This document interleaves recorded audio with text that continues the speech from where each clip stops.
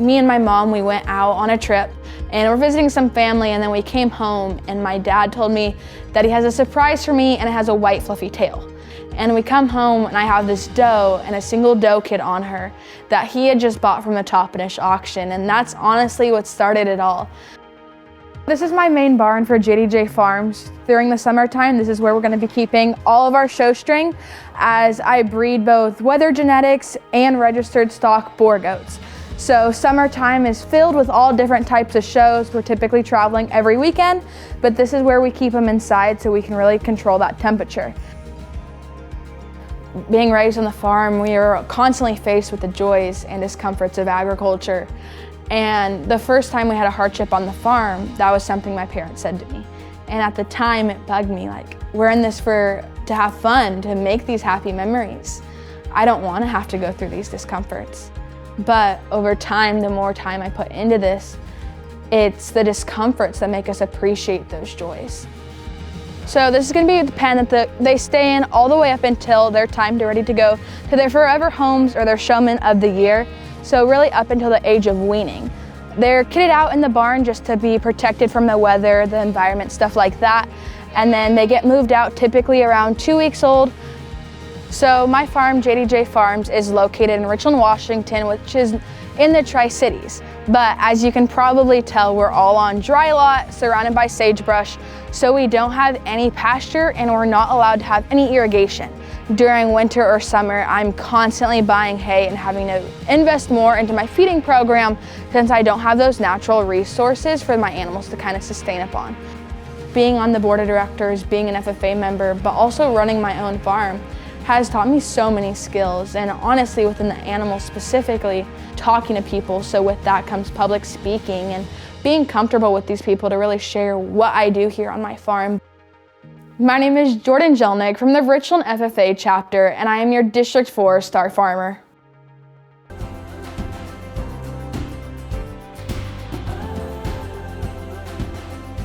I started my herd in 4th grade. I had a 4-H heifer. She never made it to the show, so my dad and grandpa said, well, might as well turn her out, and she's still producing for me to this day. This is our main calving pen. We're in the middle of calving season right now. I'm actually staying up here with my grandparents for calving season. You can't wait till the calving season starts, and then you can't wait till calving season ends, and then getting to turn out to pasture, that's one of the better feelings. And then when sale day hits, that's another great feeling. So there's always something to look forward to. I've really held close to the saying, you gotta spend money to make money. My parents, the way they explain it to me is they're all right with me spending my money on this because it's an investment. I want to go into agronomy when I grow up. In agronomy, you work with a lot of money, and that's a good trait to have, knowing how to spend money. Not everything we do is because of the money, but if it wasn't for the money, I don't know if you don't make any money, why do it? As soon as they hit the ground, give them a tag and a shot, and then we usually spray iodine on their umbilical cord. Usually, we don't have much problems, but lately we've had to been doctoring calves. A few of them have been getting sick, but we've caught it early enough that we've been safe for the most part. My grandpa kind of lives by the term that there's always tomorrow. You know, tomorrow's a new day. My dad really likes to get ahead of stuff, prevent diseases, stuff like that. Doesn't always go that way, and a lot of things are out of your control. My sister a lot of the times says, you know, when you have a calf die in your hands or something, you know, you wipe a tear and keep going, and I don't know, that's what keeps us going. I'm Jeb Booty. I'm with the Liberty FFA chapter, and I'm your District 5 Star Farmer.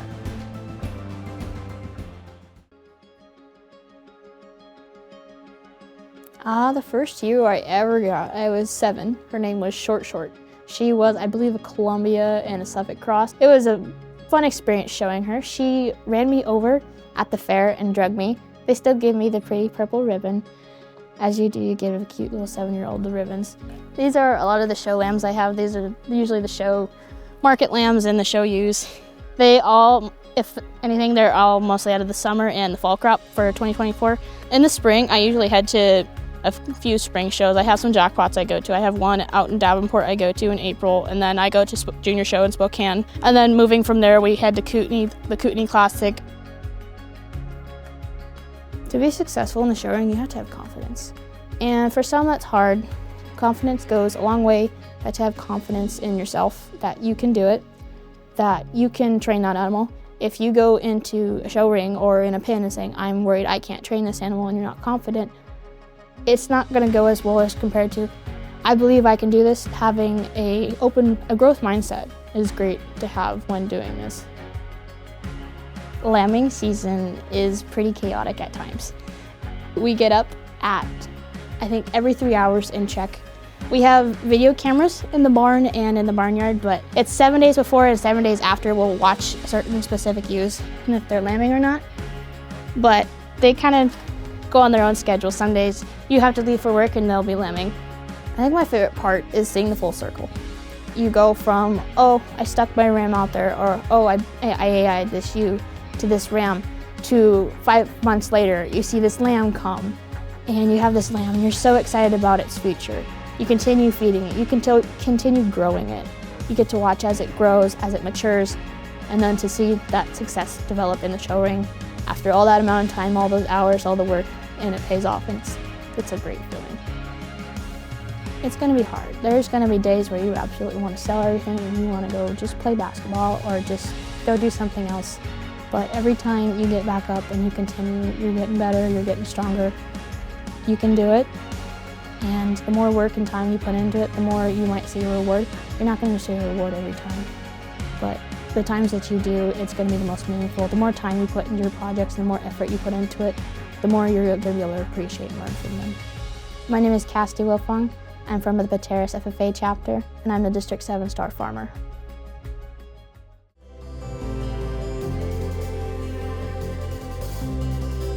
So we raise a good majority of our herd at registered Angus, and then my mom and aunt raise some registered Herefords, and then we have some commercial cows too. So 50 years ago, my great-grandparents moved to Cornell and started their registered Hereford ranch, where they had 4 kids of their own. And then as those kids got older, they kind of expanded and took over different parts of the ranch. When I started, my parents had a lot of responsibilities for my herd, and then I've taken them over as I've grown. So learning how to do new things, learning how to make the nutritional decisions, how to select high quality cattle, how to know which ones to keep and which ones need to be sold. So my family is really involved. We go to every single show together.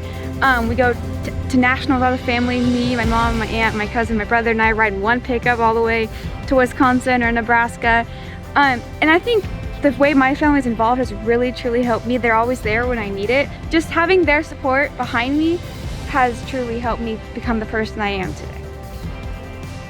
You can have responsibilities you think you're going to take head on, but there are going to be small ones you didn't even know were a thing until you get into them. And it's always fun to start something new, but to finish it out takes a lot of work and dedication, and you're going to need those skills. It was really scary walking into a bigger area and seeing all these cattle with beautiful hair, and they look spot on, they act spot on. It was really scary, but going into that, I got to see that I can be there as long as I work towards it. So since then, I've been able to work at my cattle. Not like, I know you can't miss a day in the barn. You have to always put the work in, put the time in, and that's what gets you to that next step, is everyday dedication and just putting the time in.